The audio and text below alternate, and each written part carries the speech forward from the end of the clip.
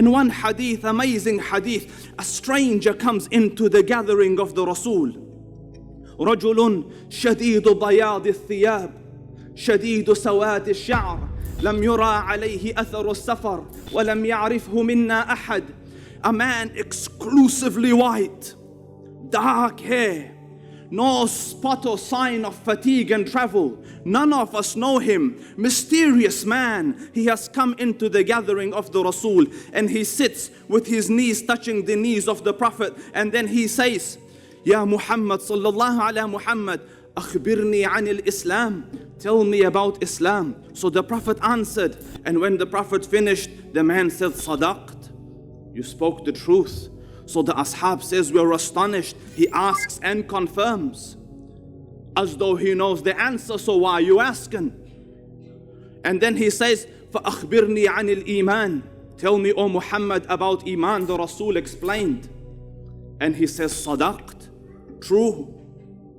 So then he said, أَخْبِرْنِي عَنِ الْإِحْسَانِ. Tell me about Ihsan. The Prophet explained. The man said, correct. And then he asks, فَأَخْبِرْنِي عَنِ السَّاعَةِ. Tell me, O Muhammad, about the hour. So he said, مَا الْمَسْئُولُ عَنْهَا بِأَعْلَمَ مِنَ السَّائِلِ. The one you're asking doesn't know more than the one who was asking. The asked doesn't know more than the one asking. So then he says, فَأَخْبِرْنِي عَنْ أَمَارَاتِهَا. Tell me its signs, أي علاماتها. So he says, and listen to the one who doesn't speak of his own desires. أن تلد الأمة ربتها. When a lady gives birth to her master.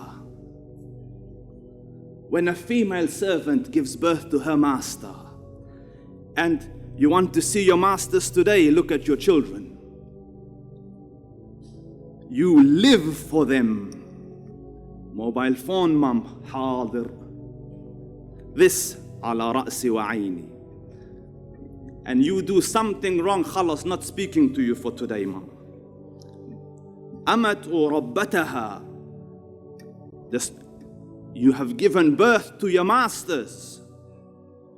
The Prophet said it, for it was unheard of then. They lived in servitude of their parents. When a woman is giving birth to her own master. Now, when in the world could you imagine it could happen that children are treating their own parents like slaves?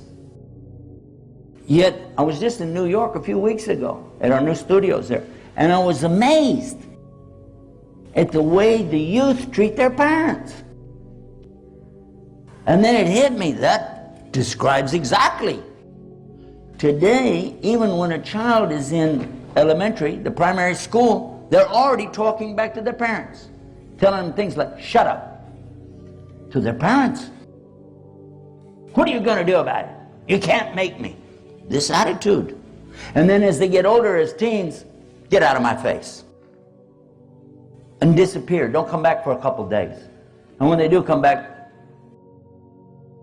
bad attitude. And then when they're maybe at the age of college or something like that, and I heard one say, I'm 18 years old now, I've had it with you, I've put up with you all my life. This is a child talking to the mother? I've had it with you? Who carried the child inside of her? Who's the one that gave birth in pain after pain after pain? Who's the one that nursed that child from her own breast? Who is the one that taught the child to walk and talk, to have even what we call the mother tongue, coming from the mother, teaching the child how to speak? And let's don't even get into the changing the diapers and staying up all night long. That sounds like slavery to me. What do you think? Although many of these scholars has interpreted this hadith as it's supposed to mean that a time will come that the children will treat their parents in a way that they become like master to their parents, this hadith could also refer to a phenomenon called surrogacy. Surrogacy is an arrangement often supported by an agreement whereby a woman, meaning the surrogate mother, agrees to bear a child for another person or persons who will then become the child's parents after birth. A technique called in vitro fertilization now makes it possible to gather eggs from the mother, fertilize them with the sperm from the father, and place the embryo into the uterus of a gestational surrogate. The surrogate then carries the baby until birth. She doesn't have any genetic ties to the child because it wasn't her egg that was used.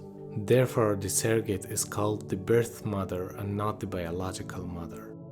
Usually, women who are in a lower socioeconomic scale in society offer these services to wealthy individuals. A poor lady rents her womb to carry the baby until birth, where the newborn will become the master of the surrogate mother. And the surrogate mothers are being treated as slaves, because firstly in this arrangement material compensation is offered for the physical service, which means a surrogate rents a part of her body in exchange for money. And secondly, in this arrangement, a deep personal or emotional relationship is not required for the transaction to be completed. Or in other words, there would be no value given to the feelings of the surrogate mother after birth, and she would have no right over the newborn.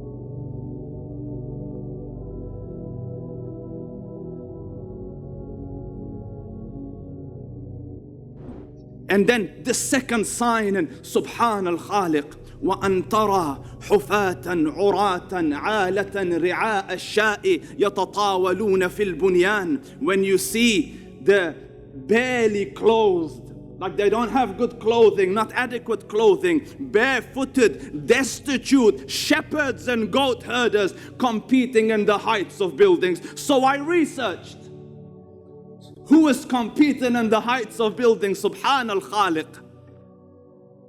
The tallest building on earth today, where is it? Dubai. I watched the footage of Sheikh Zayed. You know, ordinary simple clothing, he's wrestling with one of his workers. An ordinary shepherd, the oil camp, Pujuh, skyrocketed, and now the tallest building on earth is in their country. When the barefooted destitute will compete in the heights of buildings. So I said maybe coincidence. A few years before that, the clock tower of Mecca. And now the Saudis have thought, bless their hearts, how can they beat us? Let's make another one. The next building started yesterday. 1 kilometer in the air. Sadaq al-Sadiq. His word is the sign. Who would have thought at the time where they used to build with pebbles houses that barely had roofs, that they would compete in skyscrapers? وَرَبُّ الْكَعْبَ, everything the man has uttered is true.